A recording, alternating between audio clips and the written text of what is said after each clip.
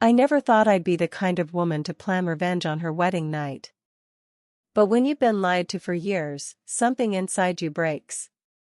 And once it breaks, it doesn't care about being the good wife anymore. My name is Emma, and for most of my 20s, I truly believed I had found my forever. Ethan was charming, brilliant, the sort of man who lit up every room and made everyone feel special. He made me feel chosen. Until the day I realized I was just convenient.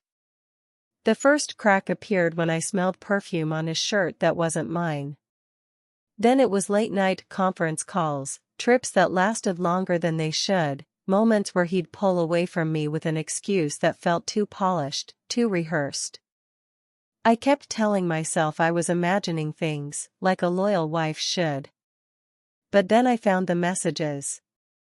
A string of conversations with women I'd never met. Some calling him baby, others sharing photos I couldn't even bear to look at. And as I scrolled back, I realized it went on for years. Years. Through my mother's chemo. Through our engagement. Through every moment I had leaned on him for support, he had been leaning on someone else. The night I found those messages, I lay in bed next to him, staring at the ceiling in the dark. I felt hollow, sick. And I realized, leaving him wasn't enough. If I left, he'd spin the story. Tell people I was dramatic, unstable, ungrateful. He'd keep the house, the sympathy, the respect. No. I needed him to feel something.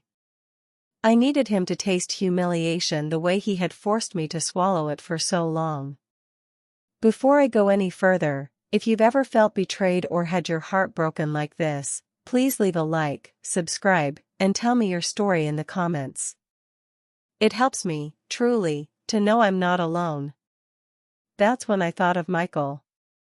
His best friend. The one person Ethan actually trusted. Michael had always been protective with me, always noticing when I was hurting, even if I never dared tell him why. So I called him. My voice shook so badly I could barely speak. But once I told him what Ethan had done, there was no hesitation in his answer. "I'm with you," he said, quiet and steady. And in that moment, I realized I wasn't alone anymore. Our wedding came fast. Too fast. Ethan's family gushed about how perfect he was, how lucky I was. The whole time I just smiled, playing my part, counting down the hours. I had already booked the honeymoon suite, and Michael's name was on the guest list instead of Ethan's. On the plane, I sat beside Ethan, who was bragging on the phone about our luxury resort, telling his friends how he'd tamed me. I stayed silent, my heart pounding so hard I thought I might faint. I couldn't stop replaying the moment I had read those messages. The pain was so sharp it still cut through my chest whenever I closed my eyes. I kept seeing the names of those women, the dates lining up so perfectly with the moments I'd needed him most. Ethan had never truly been my partner. He'd been a liar wrapped in a beautiful package, and I had unwrapped every layer of betrayal piece by piece. The night before we flew, I stood in front of the mirror for a long time, barely recognizing the woman staring back at me. Someone braver. Someone who refused to stay silent. As I zipped my suitcase, I took one last look around the house I had called home. For a second, I wondered if I was about to cross a line I could never step back from. But then I remembered all the nights I had cried myself to sleep alone, while Ethan texted another woman. And in that moment, any doubt in me turned to ice. He had already crossed the line first. I was simply choosing not to follow him into the darkness, I was choosing to drag him into the light. When we landed, Ethan was all grins, already thinking about the honeymoon night. But he didn't know what I had planned. I didn't know if it would heal me or destroy me. All I knew was that I couldn't go on pretending anymore. As I unpacked my wedding dress in that suite, I felt the weight of what I was about to do. Was it cruel? Maybe. But sometimes, the only way to survive is to remind your enemy that you are not as weak as they think. That night, I would remind Ethan, in the most unforgettable way possible. I had never been so aware of the silence in a hotel room. Even the expensive decor couldn't soften the sound of my own heartbeat as I waited. Ethan had gone downstairs to check us in, still blissfully clueless. Meanwhile, I was trying to keep my hands from trembling, wondering if I was about to ruin my entire life or finally save it. Michael texted me. "I'm outside. Do you still want me to come up?" My stomach twisted, but I typed back, "Yes." When the knock came, it was so gentle it felt unreal. I opened the door and there he was, Michael, wearing a suit that didn't quite match the romantic honeymoon theme but made him look safe, grounded, like someone I could trust. For a second, all the fury inside me slipped away and I almost collapsed in his arms. He stepped forward and caught me before I fell apart. "Are you sure?" he asked, voice low. "I'm sure," I whispered, though my voice sounded foreign. Michael stayed close to me, helping me steady my breath. I told him everything one more time, as if repeating it might make it less terrible. Ethan had betrayed me for years, and I was done letting him think he'd won. I needed Ethan to see me as something more than a convenient wife he could throw aside. I needed him to feel powerless for once. We rehearsed what we would say if Ethan came in. We made sure no detail would seem like an accident. Michael wasn't there to hurt me, or use me, or take advantage. He was there to be my mirror, my revenge, the proof that I could make choices for myself, even ugly ones. The minutes felt like hours. I sat on the bed, trying to quiet the shaking in my hands, while Michael poured me a glass of water. "You don't have to do this," he reminded me, gently. "I do," I said. "Because if I don't, he'll never believe I'm strong enough to walk away." Michael nodded, and for a moment I saw him looking at me with something close to admiration, maybe even love. It made my chest ache. And then we heard Ethan's key in the lock. My pulse spiked so hard I thought I might faint. The door swung open, and there he was, all confident smiles and controlling presence, expecting me to worship him. His eyes moved from me, to Michael, back to me. Time froze. "What the hell is this?" Ethan spat, voice sharp. I stood up, forcing calm into every muscle. "This is me showing you how it feels to be betrayed." He laughed, at first. Like it was a joke. Like I was a silly, naive girl trying to make a point. Then he noticed Michael's hand on my arm, the subtle closeness between us, and his face went white. "You think this makes you better than me?" Ethan hissed. I shook my head. "No. But it makes me free." He slammed the door behind him and started pacing, eyes wild. I thought he might break something, or break me. But he didn't. He just stood there, unable to process that I had outplayed him. For the first time since I'd known Ethan, he looked truly powerless. That moment, with Michael steady beside me, was the closest thing to peace I'd felt in years. I wasn't proud of what I'd done, but I was no longer afraid of him. And I knew right then I could leave him, for good. That night, I slept alone. I asked Michael to go home. I needed to breathe, to think, to exist without a man telling me who I was supposed to be. When morning came, Ethan was gone. And so was any tiny hope I had left that he might change. If this story resonates with you, feel free to like or share it, and let me know in the comments if you've ever had to stand up for yourself, even when it hurt. It makes me feel less alone. I woke up the morning after with the strangest feeling, like I'd finally stepped out of a nightmare, only to find a different kind of emptiness waiting for me. The sheets were cold beside me, Ethan's spot untouched. A part of me almost missed him, which felt twisted and wrong, but I couldn't deny it. You don't just turn off years of love, even when you learn it was all a lie. I got dressed slowly, expecting to hear Ethan's voice shouting or accusing me, but the room stayed quiet. When I went to the lobby to check out, the front desk handed me an envelope. Inside was a short note in Ethan's handwriting: "Do what you want. I'm done." It should have felt like victory. But it tasted hollow. I went home alone. Michael texted me later to ask if I was safe.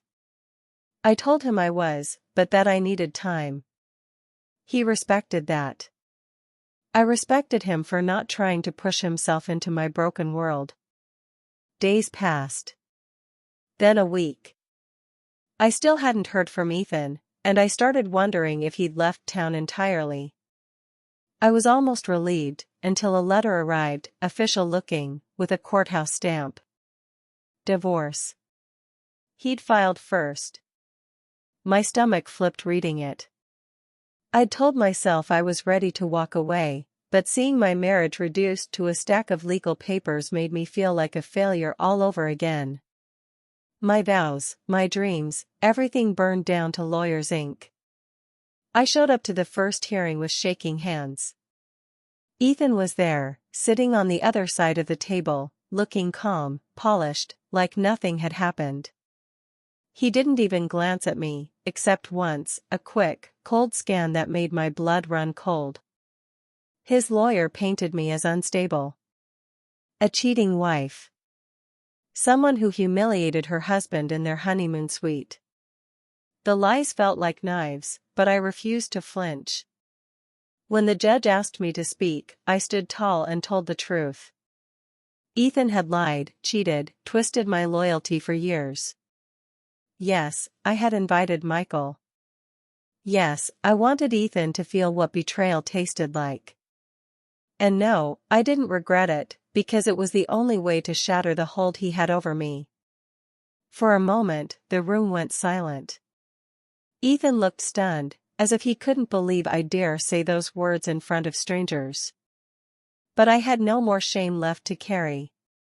My lawyer was calm, professional, and laid out everything: the cheating, the emotional neglect, the psychological damage.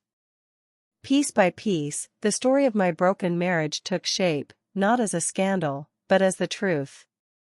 By the end of the hearing, I could see Ethan's mask starting to slip. His confident smirk had cracked, revealing the hollow, terrified man underneath. That was when I finally knew he couldn't hurt me anymore. The judge scheduled the next hearing, and I walked out of that courtroom lighter than I'd felt in years. Michael was waiting for me in the hallway. He didn't rush me, didn't push, just gave me a quiet nod of support. I nodded back. Maybe someday there would be a future with him. But for now, I needed to learn how to stand alone. That night, back at my own house, I made a cup of tea and sat by the window. For once, the quiet didn't scare me. It felt like peace. Maybe a fragile, trembling peace, but mine. If you've ever had to face someone who tried to break you in court, let me know in the comments. Your voice might help me, and someone else, feel less alone. I wish I could say that after the divorce hearing, everything was easy. That I woke up the next day and felt completely free. But healing doesn't happen on command. It happens in layers, and sometimes it hurts worse than the wound itself. The first week alone in that house felt like living inside a ghost.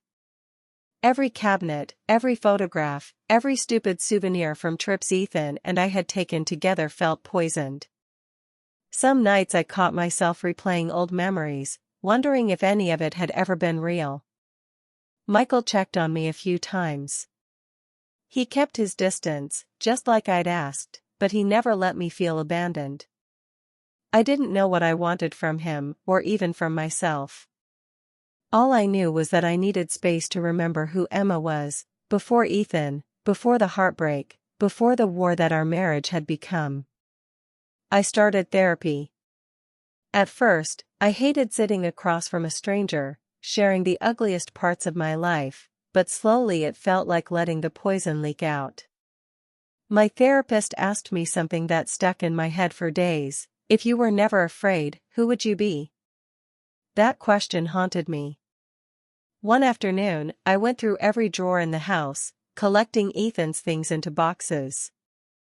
There were so many pieces of him still clinging to my life, even when he was gone.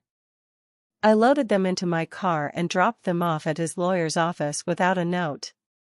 That felt like a small, necessary rebellion. It took weeks for the paperwork to finalize. Ethan barely fought. Maybe he was too proud, or too ashamed, or both. Either way, I got the house. It felt almost ironic, living in the place we had shared, but this time it was truly mine. Slowly, the house began to feel lighter. I changed the curtains. I replaced our wedding photos with pictures of places I wanted to see. I planted a tiny garden out back, just to prove something could still grow after all that rot. Michael stopped by one evening, months after the court dates had ended. He brought me takeout and asked if I wanted company. I surprised myself by saying yes. We ate on the living room floor, talking about nothing, about everything, and for the first time I saw him as more than Ethan's friend. He was simply Michael. A man who had seen me at my lowest and hadn't run. He asked if I ever regretted what I'd done. I thought about it for a moment and then shook my head. No, I said, honestly. Because it was the moment I took my life back. Michael smiled, just a quiet, respectful smile. He didn't push me for more, and I loved him a little for that. The next morning, I woke up without the heavy, suffocating dread I'd carried for so long. There was still grief, still confusion, but also a calm sense that I was healing. Maybe healing would take months, maybe years, but at least I had started. Sometimes I wondered if Michael and I could ever really be together. Could a relationship born from so much chaos ever stand on its own? I didn't know. I wasn't ready to know. And that was okay. I realized I didn't have to plan every next step. I could just live, day by day, and trust that the pieces would fall where they needed to. If you've ever had to rebuild your life after betrayal, I see you. And if you're still fighting to feel whole again, know that I believe you will get there, just like I will. Feel free to share your story below, or leave a like if this helped you feel less alone. Because none of us should have to heal in silence.